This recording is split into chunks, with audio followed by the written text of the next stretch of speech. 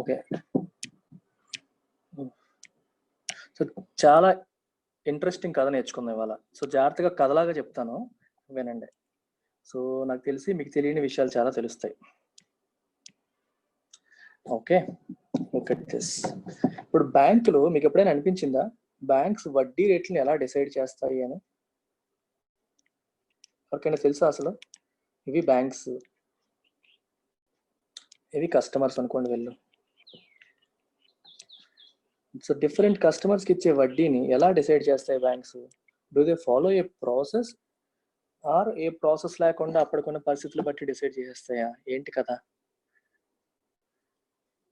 మీకు ప్రెసెంట్ ఉన్న అండర్స్టాండింగ్ ఏమైనా ఉంటే చెప్పండి. ఫాలో అవుతాయి సార్ కొన్ని రూల్స్. ఫాలో అవుతుంది. ఇప్పుడు వాయిస్ వినిపిస్తుంది క్లియర్ గా? ఇంతకుముందు కన్నా బెటర్. ఫాలో అవుతాయా?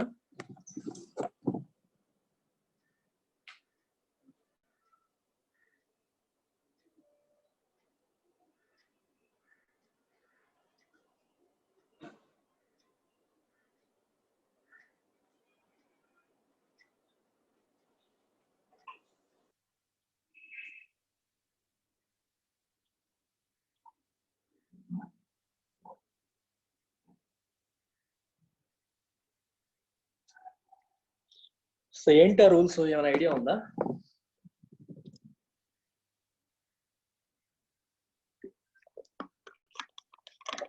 ఎవరు చెప్తారు ఎంత వడ్డీకి లోన్ ఇవ్వాలి అని?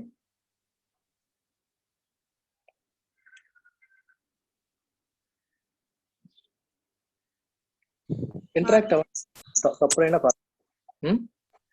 సార్ అంటే కొన్ని రూల్స్ ఉంటాయి కదా సార్. ఇప్పుడు ఫార్మర్స్ కి ఇంత లోన్ కి ఇంత ఇంట్రెస్ట్ రేట్ కి ఇవ్వాలి.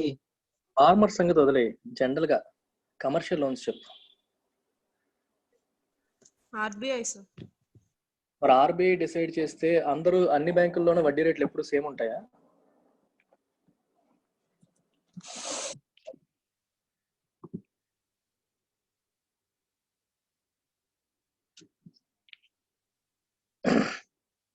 ఒకవేళ ఆర్బీఐ డిసైడ్ చేస్తే అన్ని బ్యాంకుల్లోనూ వడ్డీ రేట్లు సేమ్ ఉండాలి కదా? సేమ్ ఉంటున్నాయా? ఉండవు సార్. మరి ఆర్బీఐ డిసైడ్ చేస్తే సేమ్ ఉండాలి కదా?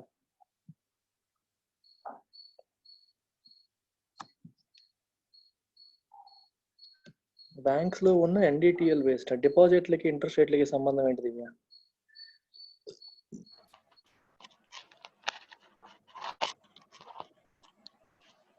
ఆర్బీఐ దగ్గర తీసుకున్న బట్టి బ్యాంక్స్ డిసైడ్ చేస్తాయి. అదేంటిది? ఆర్బీఐ దగ్గర తీసుకొని అప్పులు ఇస్తాయా బ్యాంకులు? డిపాజిట్లు ఉండవండి బ్యాంకుల దగ్గర.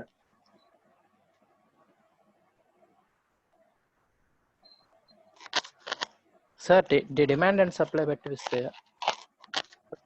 డిమాండ్ అండ్ సప్లై అనేది అంటే అందరికి ఒకటే కదా సార్? మార్కెట్ లో ఉండే ఇంట్రెస్ట్ బ్యాంక్స్ బట్టి. మార్కెట్ రేట్స్ అంటే అర్థం ఏంటి? మార్కెట్ లో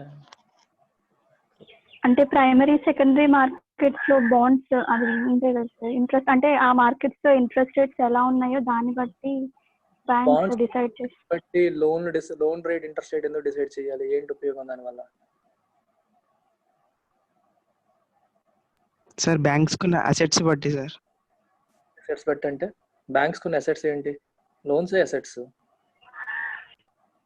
నేను అడుగుతుంది లోన్ మీద వడ్డీ ఎలా డిసైడ్ చేస్తాయి అని. నువ్వు అసెట్స్ బట్టి అంటున్నావు. అంటే ఎక్కువ లోన్లు ఉంటే ఎక్కువ వడ్డీ, తక్కువ లోన్లు ఉంటే తక్కువ వడ్డీయా? సార్ బ్యాంక్స్ లో ఉన్న కాంపిటీషన్ బట్ట, అంటే with in the banks, bank కి ఉండే కాంపిటీషన్ బట్టి ఇంట్రెస్ట్ డిసైడ్ చేస్తారు. కాంపిటీషన్ బట్టి అంటే ఎక్కువ కాంపిటీషన్ ఉంటే తక్కువ వడ్డీ రేటు, తక్కువ కాంపిటీషన్ ఉంటే ఎక్కువ వడ్డీ రేటు. అప్పుడు కూడా అందరికీ సేమ్ ఉండాలి కదా?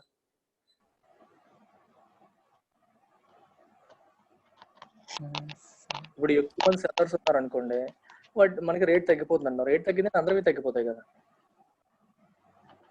ఏ బ్యాంక్ ఇచ్చిన డబ్బులు అయినా ఒకటే కదా? డబ్బులు క్వాలిటీలో ఏమైనా డిఫరెన్స్ ఉందంటే ఐసిఐసిఐ బ్యాంక్ ఇచ్చిన నోట్లు కొంచెం ఎక్కువ వాల్యూ ఉంటాయా? 2000 రూపాయల నోట్ ఐసిఐసిఐ ఇచ్చినా హెచ్డిఎఫ్సి ఇచ్చినా 2000 కదా? నేను వీళ్ళ కూరగాయలకి వాల్యూ ఎక్కువ, వాళ్ళ కూరగాయల క్వాలిటీ తక్కువ అనుకోవడానికి ఎవరిచ్చినా క్యాషే.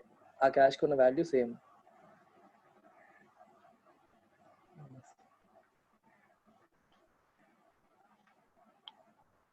అవినాష్, అరవింద్, అనుదీప్ ట్రై చేయండి. సార్ బ్యాంక్ అడ్వర్టైజ్ చేసుకోవడానికి తక్కువ ఇంట్రెస్ట్ ఇస్తాడు. అడ్వర్టైజ్ చేస్తే ఏమొస్తుంది? తక్కువ వడ్డీకి ఇచ్చి దెబ్బైపోరండి తర్వాత. అంటే ఎక్కువ లోన్స్ ఇస్తారు కదా సార్, ఎక్కువ లోన్స్ తీసుకుంటారు కదా సార్. అవును, అంటే అవసరంలో ఉన్నాడు కావాలని అవసరంలో ఉన్నవాడు తక్కువ వడ్డీకి ఇవ్వచ్చు అంటావు, ఎక్కువ లోన్లు ఇవ్వాలి అనుకునేవాడు. అవును.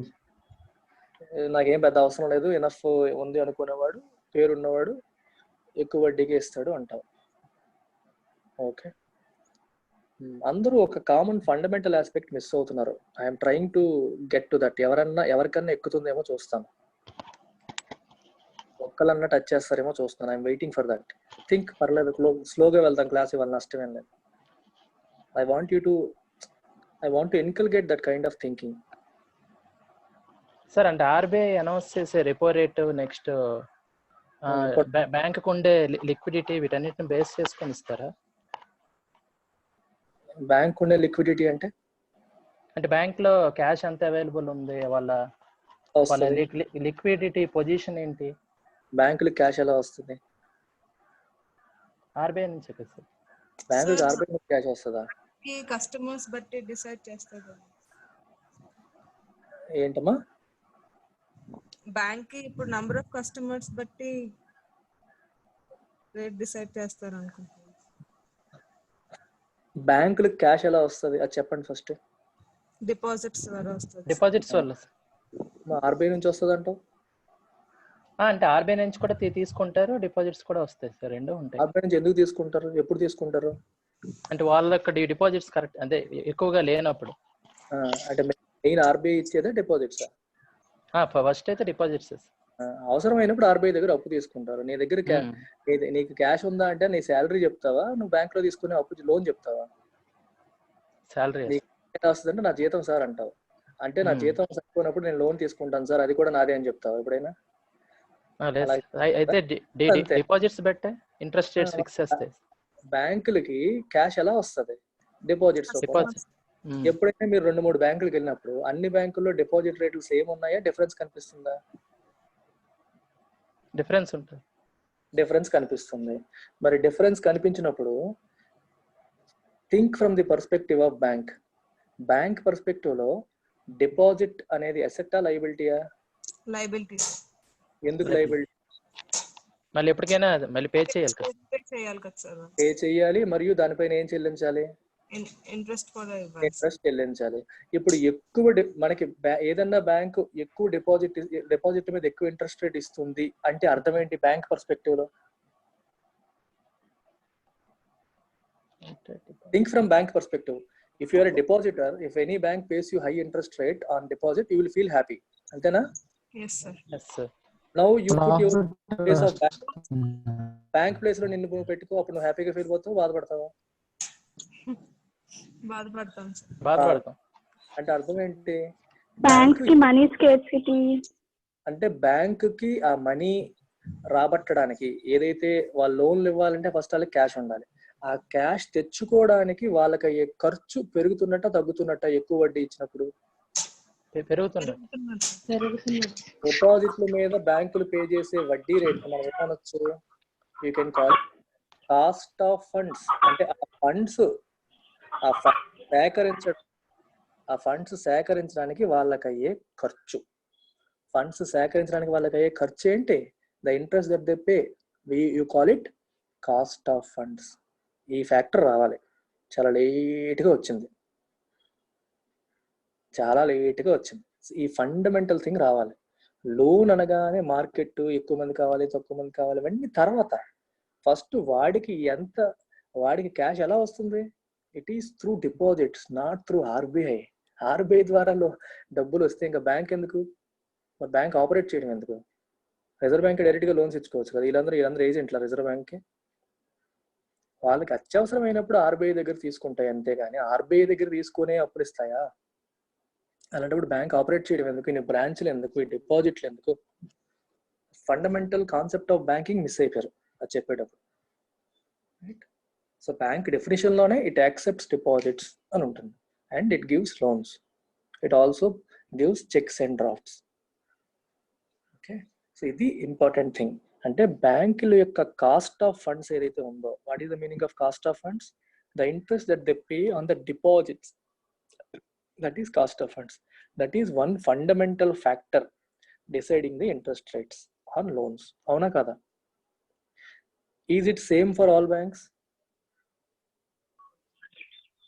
No. No. Definitely no. ఇది అందరికీ సేమ్ అయ్యే అవకాశం లేదు కదా. ఎందుకంటే బాగా పేరున్న bank state bank of India. State bank of India అంటే మనందరం ఎక్కువగా ట్రస్ట్ చేసేది, ఆర్బీఐ తర్వాత అందరూ నమ్మేది ఎస్బీఐ. ఆర్బీఐలో మనం ఎలాగో డబ్బులు పెట్టలేం కాబట్టి ఎస్బీఐలో పెట్టడానికి సంసిద్ధంగా ఉంటాం. సో ఎస్బీఐ మీద మనకు నమ్మకం ఎక్కువ కాబట్టి ఎస్బీఐ వాడు వడ్డీ తక్కువ ఇస్తాడు.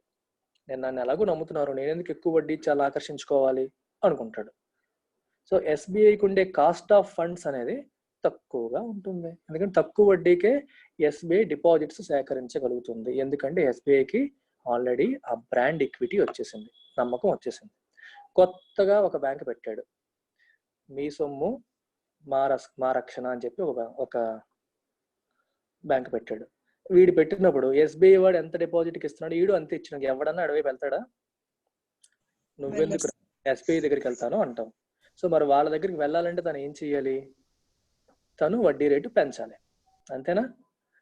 మరి ఎస్బీఐ మానేసి తన దగ్గర రావాలంటే వడ్డీ రేటు పెంచాలి కదా, పెంచుతాడు. సో పెంచినప్పుడు ఆటోమేటిక్గా వాడి కాస్ట్ ఆఫ్ ఫండ్స్ ఏమవుతాయి? పెరిగిపోతాయి. అంటే తన డబ్బు సేకరించడానికి తనకు అయ్యే ఖర్చు అనేది ఎక్కువైపోతుంది కంపేర్ టు ఎస్బీఐ. ఇది ఈ కాన్సెప్ట్ మైండ్లో పెట్టుకోండి, కాస్ట్ ఆఫ్ ఫండ్స్. ఓకే, బ్యాంకులకు ఉన్న ఇంకొక ఖర్చు ఏదన్నా చెప్పండి. Apart from day to day maintenance, ఆఫీసులు ఇవన్నీ చెయ్యాలి, ఓకే ఒప్పుకుంటాను, అది పక్కన పెట్టండి. అది కాక బ్యాంకులు ఖచ్చితంగా నష్టపోయే ఒక ఆస్పెక్ట్ ఉంది, వాటికి వేరే ఆప్షన్ లేదు, అవి నష్టపోతున్నాయి కానీ తప్పదు.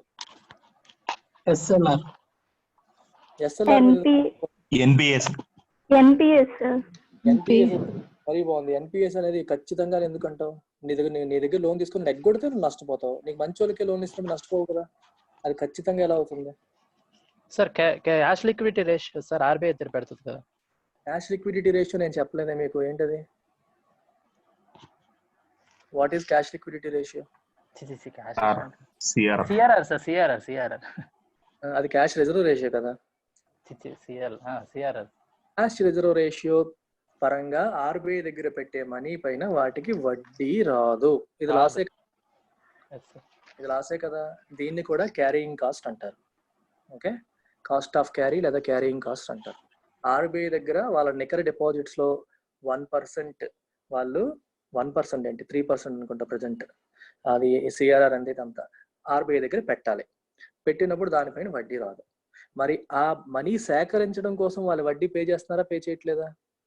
డిపాజిట్ల ద్వారానే కదా మనీ వస్తుంది బ్యాంకులకి.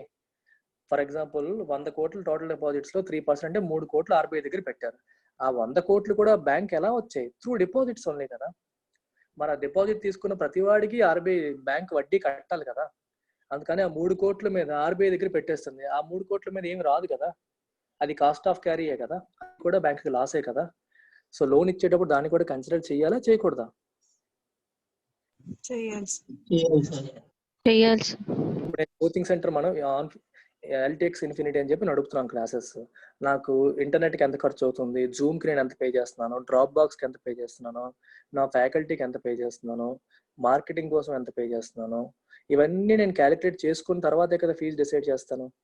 అంతేగాని ఇవేవి క్యాలిక్యులేట్ చేయకుండా ఫీజు డిసైడ్ చేయగలుగుతామా? చేయలేం. అంటే మనకి ఎంత ఖర్చు అవుతుందో ఫస్ట్ చూడాలి.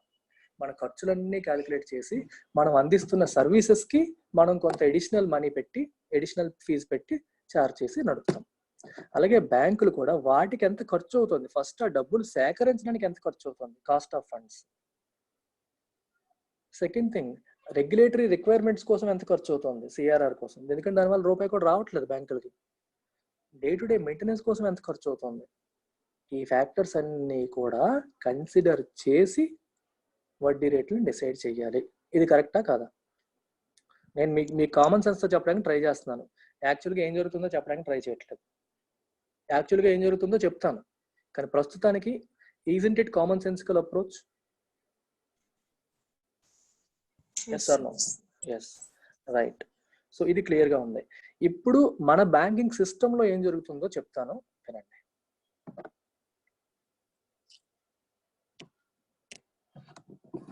4 పేర్లు గుర్తుపెట్టుకోండి.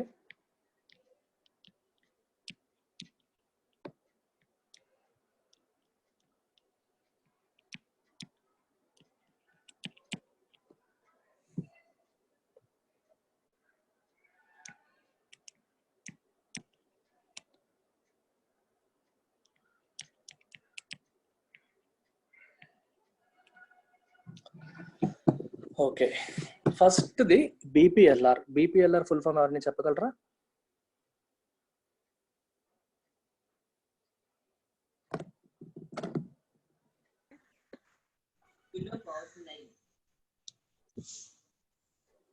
Sir, below poverty line. Oh my God,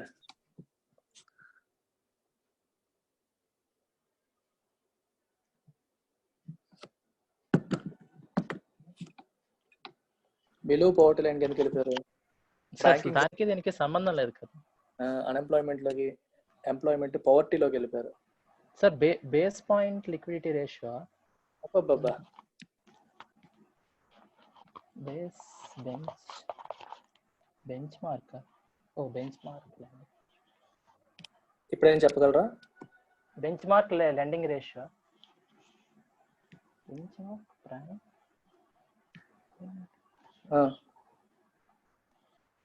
ending ratio sir. అరే ప్రతి పదం నుండి రేట్ అని కనిపిస్తుంది.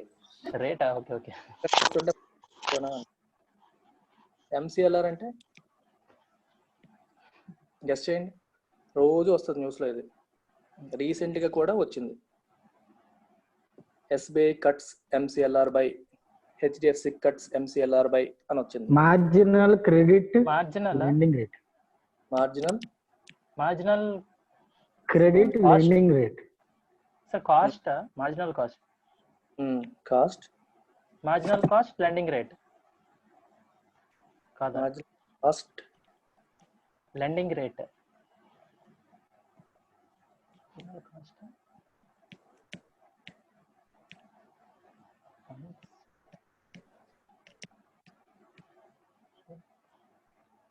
ఇది External benchmark lending rates.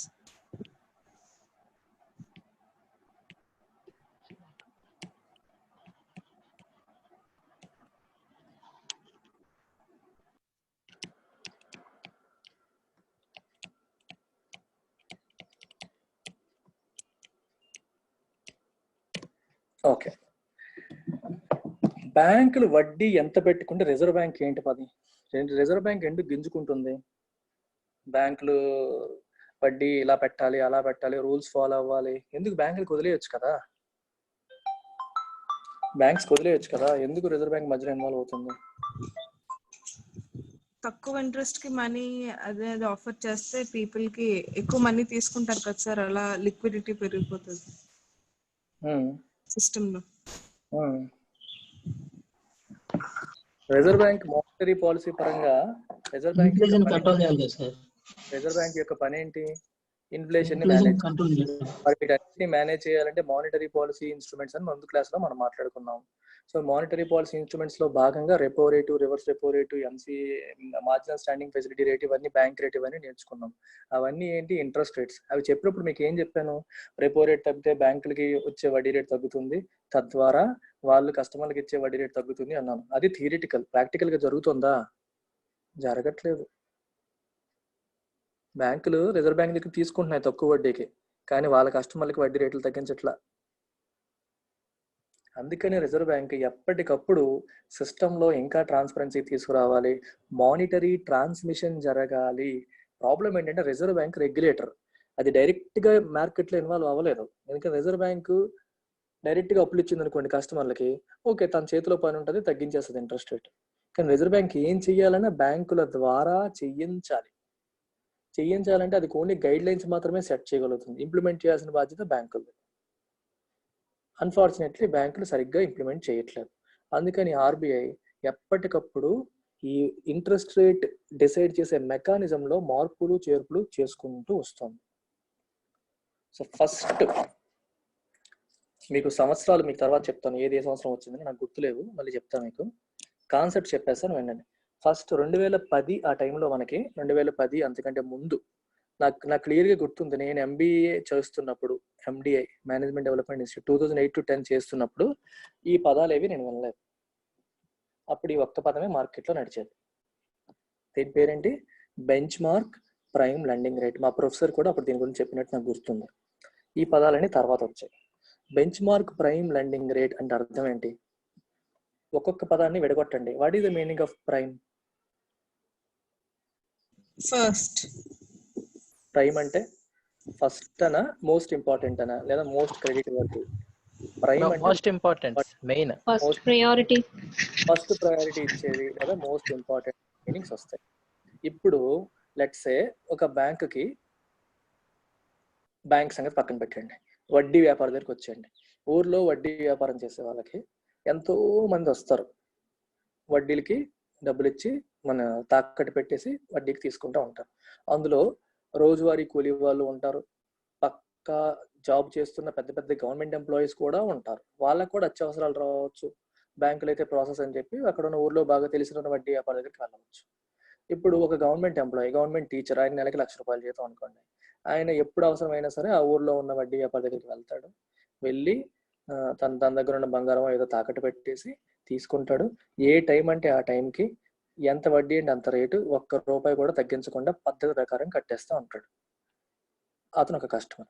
ఇంకో కస్టమర్ అన్నాడు, రోజువారీ కూలీ, పెళ్ళాం పుస్తులతో తీసుకొచ్చి తాకట్టు పెట్టేశాడు, డబ్బులు తీసుకున్నాడు, టైంకి ఇవ్వడు, ఆ పుస్తులతో తిరిగి తీసుకెళ్ళడు, తను టైంకి డబ్బులు ఇవ్వడు, ఎప్పుడూ ఇచ్చినా సరే వడ్డీ కొట్టండి, వడ్డీ తగ్గించండి అని చెప్పి గొడవ పెడతాడు.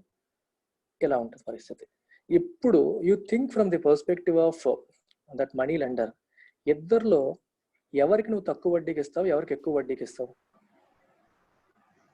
గవర్నమెంట్ ఎంప్లాయీకి తక్కువ వడ్డీకి ఇస్తావు.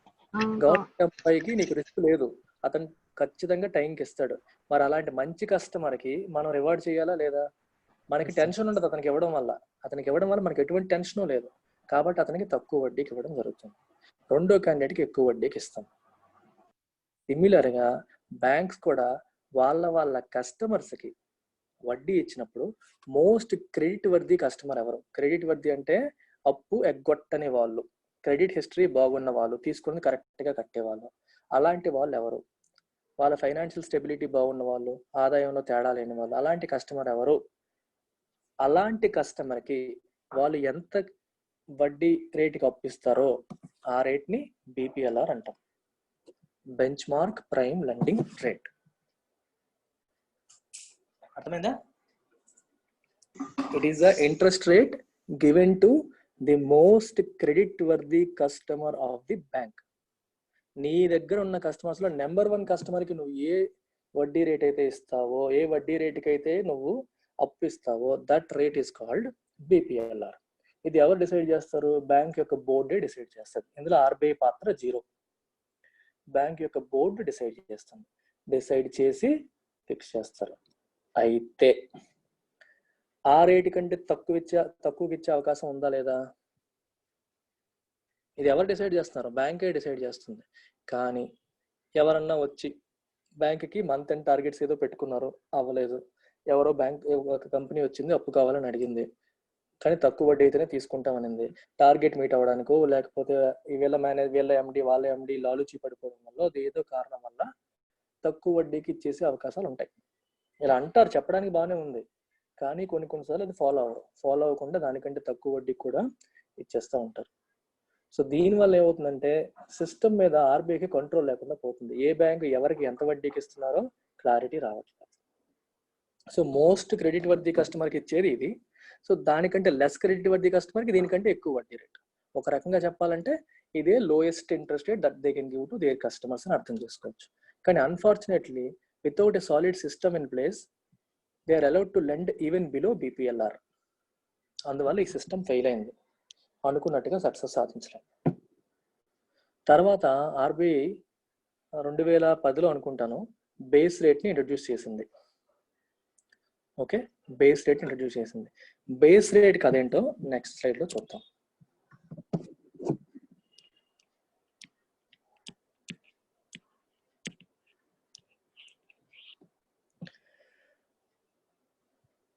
ఇప్పుడు ఆలోచించండి ఒకసారి. ఇంతకు ముందు మనం వడ్డీ రేటు ఎలాగ డిసైడ్ చెయ్యాలి అనుకున్నప్పుడు ఒక ఫ్యాక్టర్ మాట్లాడాం. ఏంటది? ఏది ఫస్ట్ క్యాలిక్యులేట్ చేయాలి? Cost of funds. Cost of funds బాగానే ఉంది. సో ఒక బ్యాంక్కి లెట్స్ సే 100 కోట్ల డిపాజిట్స్ ఉన్నాయి అనుకోండి. సో ఆన్ అండ్ యావరేజ్ ఈ 100 కోట్లు సమీకరించడానికి, 100 కోట్లు రైజ్ చేయడానికి, సమీకరించడానికి బ్యాంకు చెల్లిస్తున్న వడ్డీ రేటు ఎంత? ఆన్ అండ్ యావరేజ్ అంటే అన్ని డిపాజిట్స్ మీద యావరేజ్ గా తీసుకొని ఎంత వడ్డీ రేట్ చెల్లిస్తుంది అని చూస్తారు. That's why you call it average cost of funds plus cost of carry. అంటే అర్థం ఏంటి? ఏం చెప్పాను? కాస్ట్ ఆఫ్ క్యారీ అంటే CRR with no interest. Yeah, loss due to money deposited for CRR కోసం డిపాజిట్ చేసిన మనీ మీద వచ్చే లాస్. అంటే వడ్డీ రావట్లేదు కదా, కానీ వడ్డీ పే చేయాలి కదా. డిపాజిట్ సేకరిస్తాం అంటే వడ్డీ పే చేసే కదా డిపాజిట్ సేకరిస్తున్నాం. Plus day to day affairs, day to day cost. ఓకేనా? ఇదంతా కలిపి each bank comes up with its own base rate. So base rate definition ఏంటి? రిజర్వ్ బ్యాంక్ ఆఫ్ ఇండియా ఏం చెప్తుందంటే ఒక ఫార్ములా చెప్పింది. ఈ ఫార్ములా ప్రకారం మీరు క్యాలిక్యులేట్ చేయండి. What is your average cost of funds, what is your cost of carry, what is your day to day cost. వీటన్నిటిని దృష్టిలో పెట్టుకొని you come up with a number. మీ కాస్ట్ ఏదో మీకు తెలుస్తుంది కదా. You come up with a number and fix a rate. అర్థమైందా? Plus your expected profit, minimum profit మొత్తం కాదు, బేర్ మినిమం ఎంత ప్రాఫిట్ కావాలి అనేది కూడా కలిపి you fix a rate. Bare minimum rate అనమాట. And that becomes your base rate. So base రేట్ని ఎలా డిఫైన్ చేస్తారు? The interest rate below which a bank cannot lend. ఇందులో ప్రైమ్ కస్టమరా నాన్ ప్రైమ్ కస్టమరా మరి లేదు. బేస్ రేట్ కంటే బ్యాంకులు తక్కువ వడ్డీ రేటుకి లోన్ ఇవ్వకూడదు అని ఫిక్స్ చేస్తారు. The interest rate below which a bank cannot lend is called base rate. Base రేట్ని ఎలా డిసైడ్ చేస్తారు? Using this formula of average cost of funds and cost of carry and day to day ఆపరేషన్స్కి అయ్యే ఖర్చులు plus their expected profit. వీటన్నిటిని calculate చేసి bank will come up with a number, let's say 8% or 10%, whatever it is. That becomes your base rate. నీ most credit worthy కస్టమర్కి you might give it at base rate it self. Base రేట్కి ఇచ్చేయచ్చు, అది నీ choice. ఇప్పుడు మరి కస్టమర్కి difference ఎలా వస్తుంది సార్ అని మీకు డౌట్ వస్తుంది. వచ్చే ఉంటుంది కొంతమందికి. అందరు కస్టమర్లకి ఒకే రేట్కి ఇచ్చేస్తారా? మీరు చెప్తున్న దాని ప్రకారం బేస్ రేట్ అనేది ఇంటర్నల్ క్యాలిక్యులేషన్ కదా సార్, అందరికి ఇదే రేట్కి ఇచ్చేస్తారా అనే డౌట్ వచ్చిందా రాలేదా? కస్టమర్ ఏకి కస్టమర్ బికి మరి డిఫరెన్స్ ఎలాగా? సో ఫస్ట్ ఒక రేట్ ఫిక్స్ చేస్తాం, యూ కాల్ ఇట్ ఏ. ఇది దేని ద్వారా? ఇంతకుముందు చెప్పిన ఫార్ములా బట్టి డిసైడ్ చేశారు. Then there is a second part, call it B. దీన్ని మనం you can call it spread. Spread అంటే బేస్ రేట్ ప్లస్ ఈ స్ప్రెడ్. స్ప్రెడ్ దేని మీద డిపెండ్ అవుతుంది? ఫర్ ఎగ్జాంపుల్ బేస్ రేట్ 10% అనుకోండి, 10% ప్లస్ అంటాను. ఇక్కడ కూడా మళ్ళీ 10% ప్లస్ అంటాను.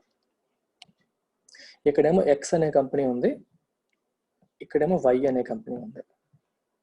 ఎక్స్ ఏమో వై కంటే మోర్ క్రెడిట్ వర్తీ. అంటే వై కంటే ఎక్స్ మంచి కంపెనీ, వై కంటే ఎక్స్ కి మంచి ట్రాక్ రికార్డ్ ఉంది రీపేమెంట్ లో. నువ్వు ఎక్స్ కి ఎక్కువ వడ్డీ వేస్తావా, వైకి ఎక్కువ వడ్డీ వేస్తావా? వైకి ఎక్కువ వడ్డీ వేస్తావా? ఎక్స్ కి యూ మైట్ సే 10% ప్లస్ 1% వేసుకోవచ్చు, వైకి యూ మైట్ సే 10% ప్లస్ 2% వేసుకోవచ్చు. అంతేనా? మరి ఎక్స్ కన్నా వైకి ఎక్కువ వేస్తావు కదా. సో ఈ సెకండ్ ఫ్యాక్టర్ బి దేని మీద డిసైడ్ అయింది? Based on risk profile of the customer. ఎవరికి ఇస్తే రిస్క్ ఎక్కువ వాళ్ళకి ఎక్కువ వడ్డీ, ఎవరికి ఇస్తే రిస్క్ తక్కువ వాళ్ళకి తక్కువ వడ్డీ.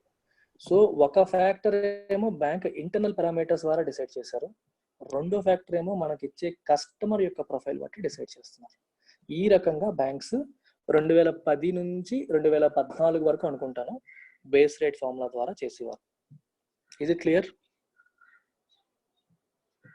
Yes sir. Yes sir. ఇది ఈ రకంగా చేసేవారు అనమాట. సో బ్యాంక్ ఎప్పుడైనా సరే మనకి న్యూస్ పేపర్లో ఏమొస్తుందంటే బేస్ రేట్ తగ్గింది. ఇప్పుడు మరి బేస్ రేట్ అనే పదం రాదు, ఎందుకంటే 2014 వరకే ఉండింది అది. తర్వాత MCLR వచ్చేసింది. సో అప్పట్లో న్యూస్ పేపర్లో ఏమొచ్చేది, SBI cuts it's base rate by 100 BPS అన్నారు అనుకోండి. అంటే అర్థం ఏంటి, ఇది తగ్గిపోతుంది. ఇంటర్నల్ బెంచ్ మార్క్ ఎంతమంది 10% ఉంటే ఇప్పుడు 9% అయింది. ఈ స్ప్రెడ్ మారదు. ఇప్పుడు హై రిస్క్ కస్టమర్కి 2% ఇచ్చావు నువ్వు, లో రిస్క్ కస్టమర్కి 1% ఇచ్చావు. ఈ 2% ఈ కస్టమర్తో ఫిక్స్ అయిపోయింది 2%. ఈ 10% మారిపోయింది. 10% 9% అయింది అనుకో, ఈ వైతో ఉండే లోన్ ఫ్లోటింగ్ రేట్స్ ఉంటాయి చాలా వరకు, ఫిక్స్డ్ రేట్స్ ఉండవు. పెద్ద పెద్ద లోన్స్ అన్ని కూడా ఫ్లోటింగ్ రేట్ బేస్ మీద ఉంటాయి, ఫిక్స్డ్ రేట్తో లోన్స్ ఉండవు. ఫిక్స్డ్ రేట్ లోన్స్ ఉంటాయి, ఫ్లోటింగ్ రేట్ ఉంటాయి. Long term loans 5 years 10 years time పీరియడ్తో తీసుకునే ఎక్కువగా లోన్స్ ఫ్లోటింగ్ ఇంట్రెస్ట్ రేట్, అంటే ఇంట్రెస్ట్ రేట్ వేరీ అవుతుంటుంది. దేని బట్టి వేరీ అవుతుంది, ఇది మరి మారదు కదా. స్టార్టింగ్ లో ఫిక్స్ అయిపోయింది, క్రెడిట్ ప్రొఫైల్ బట్టి 2% అని ఫిక్స్ చేస్తారు. ఇది మారుతూ ఉంటుంది. ఇది ఎలా మారుతుంది, కాస్ట్ ఆఫ్ ఫండ్స్ మారే కొద్దీ మారుతూ ఉంటుంది. బ్యాంకులకి తక్కువ వడ్డీకే డిపాజిట్లు వచ్చేస్తున్నాయి అనుకోండి, కాస్ట్ తగ్గిపోతుంది కదా, సో వాళ్ళు పాస్ ఆన్ చేస్తారు, ఇది తగ్గిస్తూ ఉంటారు అనమాట. 10% కాస్త 9% చేస్తే ఎఫెక్టివ్ ఇంట్రెస్ట్ రేట్ వైకి ఎంతముందు 12% ఉండేది, ఇప్పుడు ఎంత అవుతుంది 11% అయిపోతుంది. ఎక్స్కి ఎంతముందు 11% ఉండేది, ఇప్పుడు ఎంత అవుతుంది 10% అవుతుంది. ఈ రకంగా వడ్డీ రేట్లు అనేవి సిస్టంలో మారుతాయి. ఈ స్ప్రెడ్ ఏదైతే ఉందో అది కస్టమర్ టు కస్టమర్ డిసైడ్ చేసి ఫిక్స్ అయిపోతుంది. అంటే ఆ లోన్కి నెక్స్ట్ లోన్కి మళ్ళీ చూసుకుంటారు. ఈ ఇంటర్నల్ బెంచ్ మార్క్ ఏదైతే ఉందో ఇది మారుతూ ఉంటుంది. Are you getting it? Yes sir. అది ఇది కథ. This is how interest rates used to be decided during the period between 2014 and 2010 to 14 till the time MCLR came into picture. ఇప్పటి వరకు మనకు ఉన్నది ఏంటి, base rate. Now let's move to MCLR.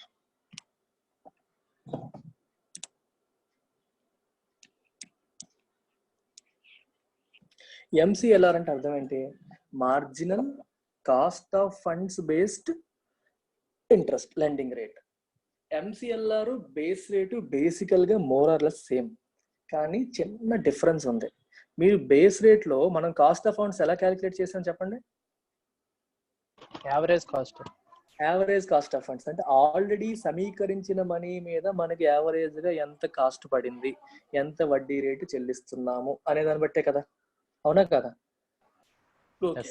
ఇప్పుడు RBI for example, RBI ఏమో reverse repo rate తగ్గించింది లేదా repo rate తగ్గించింది, సిస్టంలో వడ్డీ రేట్లు తగ్గించే ప్రయత్నం చేస్తుంది. చేసిన తర్వాత బ్యాంక్స్ కూడా దానికి తగ్గట్టుగా డిపాజిట్ రేట్లు తగ్గించేసాయి. కానీ బేస్ రేట్ లో మార్పు రావట్లా. ఎందుకు రావట్లేదు ఆలోచించండి. Cost of funds. అవును, బేస్ రేట్ మారాలి కదా అన్నప్పుడు, కాస్ట్ ఆఫ్ ఫండ్స్ తగ్గినప్పుడు. ఎందుకు, డిపాజిట్ రేట్లు తగ్గినప్పుడు కాస్ట్ ఆఫ్ ఫండ్స్ తగ్గాలి కదా, కానీ తగ్గట్లేదు. ఎందుకు, అది ఆల్రెడీ సమీకరించిన డిపాజిట్స్ మీద క్యాలిక్యులేట్ చేస్తున్నారు. ఇప్పుడు కొత్త డిపాజిట్ల మీద నీకు వడ్డీ తగ్గుతుంది, పాత డిపాజిట్ల మీద అంతే ఇవ్వాలి కదా బ్యాంక్స్, అది మారుతుందా? మారదు కదా. సో పాత డిపాజిట్ల మీద ఏ వడ్డీ ఇవ్వాలో అది మారట్లేదు. బేస్ రేట్ క్యాలిక్యులేట్ చేసినప్పుడు average cost of funds calculate చేసేవాళ్ళు. అంటే కొత్తగా ఇప్పుడు డిపాజిట్ రేట్లు తగ్గించినప్పటికీ దాని ఇంపాక్ట్ దీని మీదకి వచ్చేది కాదు, రావడానికి బాగా టైం పట్టేసేది. అంటే ఈ average cost of funds calculation లో కొత్త డిపాజిట్లు కూడా ఇంక్లూడ్ అయ్యి వాటి వాల్యూ వచ్చేసరికి టైం పట్టేసేది. అందువల్ల అది వర్కౌట్ అవ్వలేదు అనుకున్నంతగా. అందుకని RBI ఏం చేసింది, from base rate let's move towards marginal cost of funds lending rate అంది. మార్జినల్ అంటే incremental cost of funds. Incremental అంటే అర్థం ఏంటి, ఎప్పటి వరకు నీకు వచ్చిన డిపాజిట్స్ పైన నువ్వు చెల్లించిన వడ్డీ కాదు, ఇకపై నువ్వు డిపాజిట్లు సమీకరించాలంటే నువ్వు కొత్త డిపాజిట్స్ ఇష్యూ చేస్తే ఎంత వడ్డీకి ఇస్తావు, ఎంత వడ్డీ ఇస్తే నీకు డిపాజిట్లు వస్తాయి, లెట్స్ కన్సిడర్ దట్ అన్నారు. ఇప్పుడు ఏమవుతుంది, తక్కువ వడ్డీకే నీకు డిపాజిట్లు వచ్చాయనుకో, సో నీ MCLR కూడా తక్కువే మెయింటైన్ చేయాలి. అంటే ఇంక్రిమెంటల్ కాస్ట్ ఆఫ్ ఫండ్స్, అంతేగాని యావరేజ్ కాస్ట్ ఆఫ్ ఫండ్స్ కాదు. ఇక్కడ యావరేజ్ అనే పదం తీసి ఏం చేస్తారు, ఇంక్రిమెంటల్ కాస్ట్ ఆఫ్ ఫండ్స్ అని పెట్టుకుంటారు.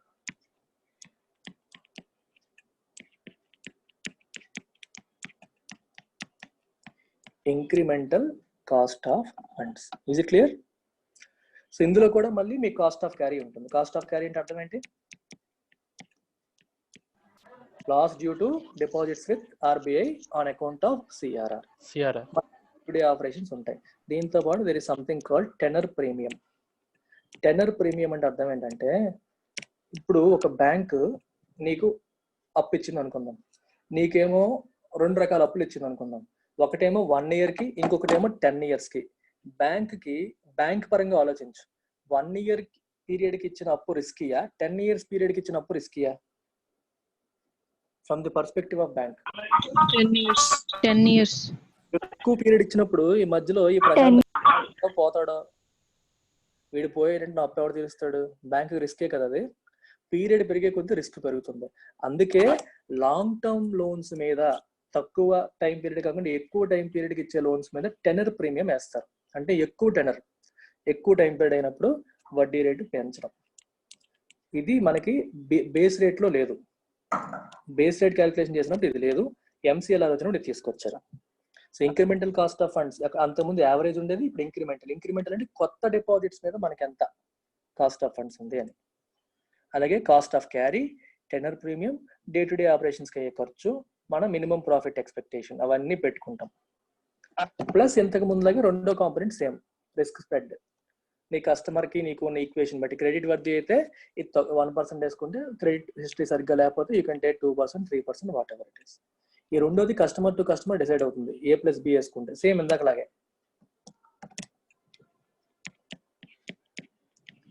ఇది కస్టమర్ బట్టి డిసైడ్ అవుతుంది.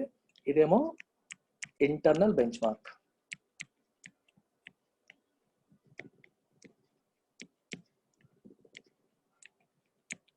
క్లియర్? సో బ్యాంకులు టైం టు టైం ఏం మారుస్తాయి? ఇంటర్నల్ బెంచ్ మార్క్ మారుస్తూ ఉంటాయి.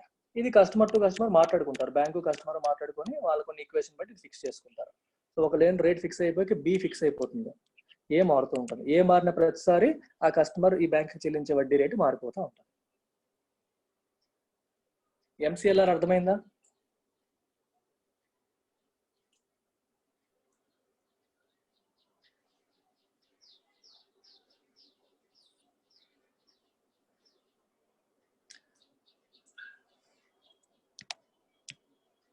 దివ్య నీకు అర్థమైందా?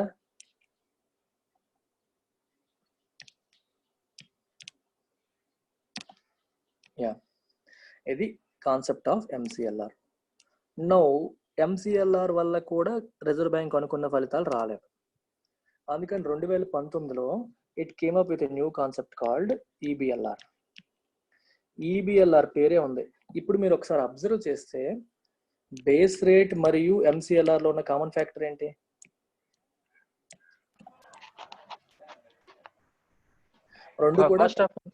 రెండు కూడా కాస్ట్ ఆఫ్ ఫండ్స్ బేస్డ్ అనేది ఒకటి. రెండవది ఏంటి? బోత్ A+B ఫార్మాట్ లో నడుస్తున్నాయి. ఇది బానే ఉంది. బి అనేది కస్టమర్ తో ఫిక్స్ చేస్తున్నాము. ఏ ఎవరు డిసైడ్ చేస్తున్నారు? ఏని?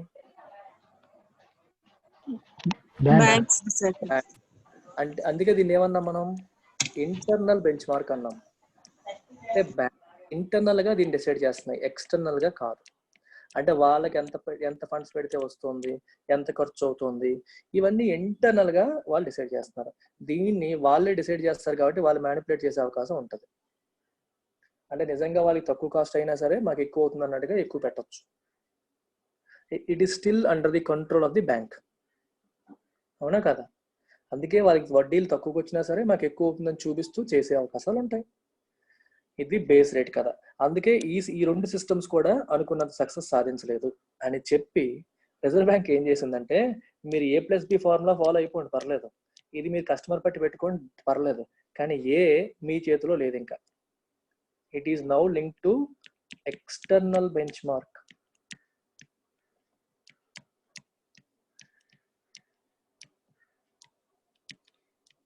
ఈ ఎక్స్టర్నల్ బెంచ్ మార్క్ ఏంటి? ట్రెజరీ బిల్ యొక్క ఈల్డ్ కానీ, ట్రెజరీ బిల్ ఎవరి చేతిలో ఉంటుంది? వీళ్ళ చేతిలో ఉంటుందా? ఉండదు కదా. అది గవర్నమెంట్ ఇష్యూ చేసేది. గవర్నమెంట్ ఇష్యూ చేసేటప్పుడు దాని మీద ఎంత ఈల్డ్ ఇస్తుంది అది పెట్టుకోండి. గవర్నమెంట్ ట్రెజరీ బిల్ మీద ఈల్డ్ తగ్గిస్తూ వచ్చింది అనుకోండి, తగ్గిపోతూ వస్తుంది. లేదా రెపో రేట్ కానీ, you can even link it with repo rate. Repo rate RBI తగ్గించింది అనుకోండి, ఆటోమేటిక్గా ఏ తగ్గిపోతుంది. ఎప్పుడు రెపో రేట్ తగ్గించినా ఈ ఫార్మాట్ లో ఎవరైనా లోన్ తీసుకున్నారనుకోండి ఇమీడియట్ గా పాస్ ఆన్ అయిపోతుంది. రెపో తగ్గించిన ప్రతిసారి ఏ తగ్గిపోతుంది, ఏ తగ్గిపోతున్న ప్రతిసారి ఏ ప్లస్ బి తగ్గిపోతుంది. సిస్టంలో వడ్డీ రేట్లు తగ్గిపోతూ వస్తాయి. అర్థమైందా లేదా? ఇది 2019లో తీసుకొచ్చిన కాన్సెప్ట్. సో ఈ ఇంటర్నల్ బెంచ్ మార్క్ ని ఎక్స్టర్నల్ బెంచ్ మార్క్ తో రీప్లేస్ చేశారు. This is the concept of ఈబిఎల్ఆర్.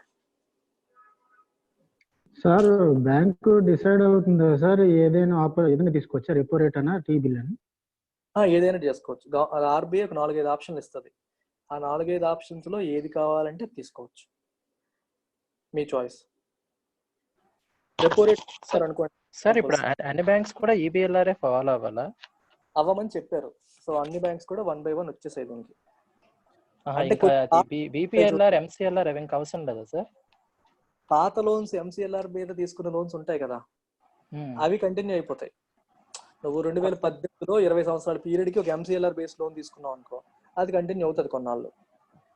లేదంటే వాళ్ళు మాట్లాడుకుని ఈబిఎల్ఆర్ బేస్ కి మారాలా అని చెప్పి మాట్లాడుకుని కొత్త రేట్ ఫిక్స్ చేసుకోవచ్చు. కొత్తగా ఇచ్చేవన్నీ కూడా ఈబిఎల్ఆర్, ఇంకా ఈబిఎల్ఆర్ ఎంసీఎల్ఆర్ బట్టి మరి ఇవ్వకూడదు. పాతవన్నీ బేస్ ఇప్పటికీ బేస్ రేట్ మీద ఉన్న ఇంకా కొన్ని 2010లో బేస్ రేట్ ఉండేది, 14 వరకు ఉండేది. బేస్ రేట్ మీద నడిచేవి ఇంకా కొన్ని ఉంటాయి ఆ లోన్లు, అవి ఎక్స్పైర్ అయ్యే కొద్దీ ఇంక మరి అది ఉండదు. అలాగే ఎంసీఎల్ఆర్ బేస్ మీద ఇచ్చిన లోన్స్ కొన్ని ఉంటాయి, అవి ఎక్స్పైర్ అయ్యే కొద్దీ ఇంకా కొత్తగా ఇచ్చే ప్రతి ఫ్రెష్ లోన్ కూడా ఈబిఎల్ఆర్ మీద ఇస్తుంది. ఈబిఎల్ఆర్ కి నువ్వు రెపో రేట్ తీసుకోవచ్చు, ట్రెజరీ బిల్ ఈల్డ్ తీసుకోవచ్చు, ఇంకో 3-4 ఇచ్చింది, వాటిలో ఏదో ఒకటి తీసుకొని మనం చేయవచ్చు.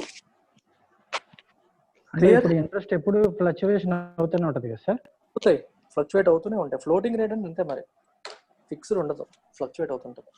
దట్టు వీళ్ళు కోట్లలో తీసుకుంటారు కదా. ఇప్పుడు ఈ సంవత్సరంలో వడ్డీ రేట్ 15% ఉంది, నువ్వు ఫిక్స్డ్ చేసావు అనుకో, 5 సంవత్సరాల తర్వాత అప్పుడు కొత్తగా లోన్ తీసుకున్నప్పుడు 10%కే వస్తుంది లోను, కానీ నువ్వు అప్పుడు 15% ఫిక్స్ అయిపోయావు, లాస్ అయిపోతాడుగా బ్యాంక్ కూడా, కస్టమర్. అలాగే బ్యాంకులకు కూడా ఇప్పుడు వడ్డీ రేట్లు తక్కువ ఉన్నాయి, 10%కి ఇచ్చేసావు, కానీ 5 years తర్వాత 15% వడ్డీ రేట్లు అయిపోయాయి, కానీ ఇంకా నువ్వు 10%ఏ వస్తుంది నీకు దాని మీద, బ్యాంక్ లాస్ అయిపోద్ది కదా. అందుకని ఎవరికి ప్రాబ్లం లేకుండా మెజారిటీ లాంగ్ టర్మ్ లోన్స్ అన్ని కూడా ఫ్లోటింగ్ ఉంటాయి, ఫిక్స్డ్కి ఎక్కువగా వెళ్ళరు. అంటే కొన్ని లాంగ్ టర్మ్ లోన్స్ పెద్ద అమౌంట్లు అయితే ఫిక్స్డ్ ఆఫర్ చేయరు, అన్ని ఫ్లోటింగే ఉంటాయి, మారుతూ ఉంటాయి. అందులో ఒకటి ఫిక్స్ అయిపోతుంది కస్టమర్కి వాళ్ళకి ఉన్న ఈక్వేషన్ బట్టి. రెండోది ఎక్స్టర్నల్ బెంచ్ మార్క్ అవ్వచ్చు, ఇంతకుముందు ఇంటర్నల్ బెంచ్ మార్క్, ఇంతకుముందు ఎంసీఎల్ఆర్ ఉండేది, అంతకుముందు బేస్ రేట్ ఉండేది.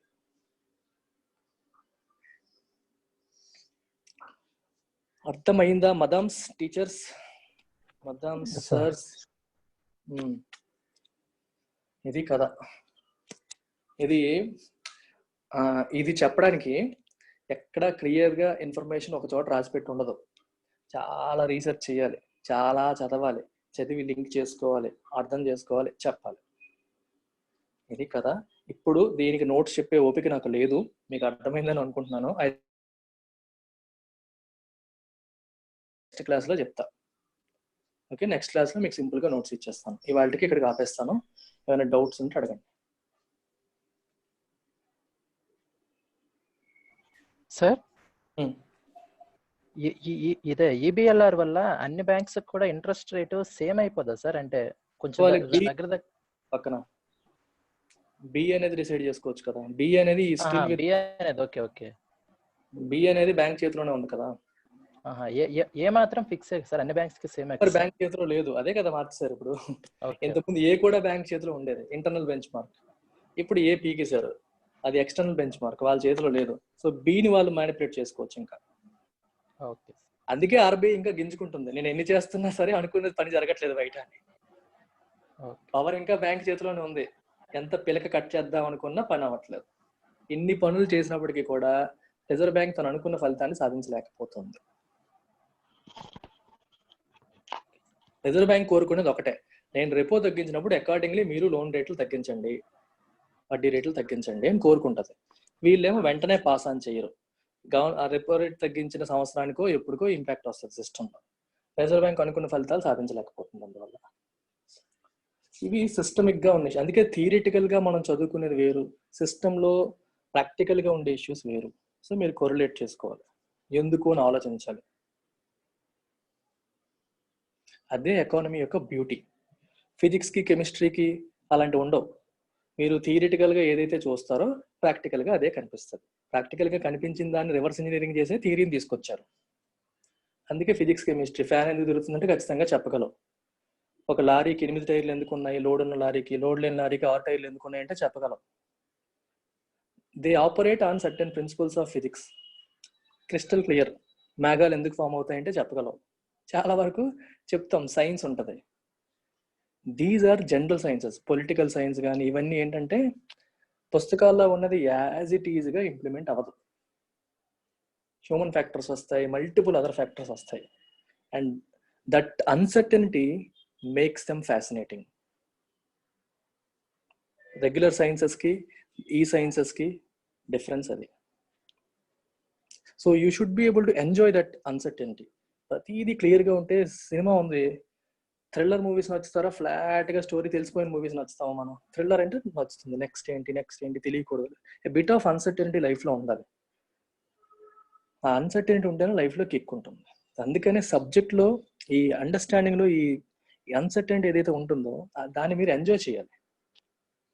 ఎందుకు ఇలా జరిగింది, సార్ ఇలా చెప్పారు కదా, కానీ యాక్చువల్గా అది ఎందుకు జరగట్లేదు, what could have happened. Get in to that research mode. అది ఎందుకు జరిగింది అని తెలుసుకునే ప్రయత్నం స్వయంగా మీరు చేయండి. So you can simply say ఎందుకు సార్ అని అడిగేయచ్చు. బట్ అలా అడిగేదానికంటే మీరు స్వయంగా తెలుసుకునే ప్రయత్నం చేసినప్పుడు మీ నాలెడ్జ్ ఎన్హాన్స్ అవుతుంది. సో క్లాస్లో ఎంత యాక్టివ్గా ఉంటారో క్లాస్ బయట అంతకంటే ఎక్కువ యాక్టివ్గా ఉండాలి. Read news. అందుకే చెప్తాను, ప్రతిరోజు బ్యాంకింగ్ సిస్టమ్ గురించి కానీ రిజర్వ్ బ్యాంక్ సంబంధించిన ప్రతి ఒక్క న్యూస్ ఆర్టికల్ చదువుతూ ఉండాలి. ఇప్పుడు లాస్ట్ 1 వీక్లో మీరు న్యూస్ ఆర్టికల్స్ చూడండి. You will see HDFC cuts MCLR by 20 BPS. SBI cuts MCLR by so much BPS అని చెప్పి కనిపిస్తుంది. BPS అంటే మీకు 20 BPS అంటే 0.2%, 25 BPS అంటే 0.25%, అలాగన్నమాట. 100 BPS అంటే 1%. 100 BPS తగ్గితే 1% తగ్గినట్టు. బేసిస్ పాయింట్స్ అంటారు.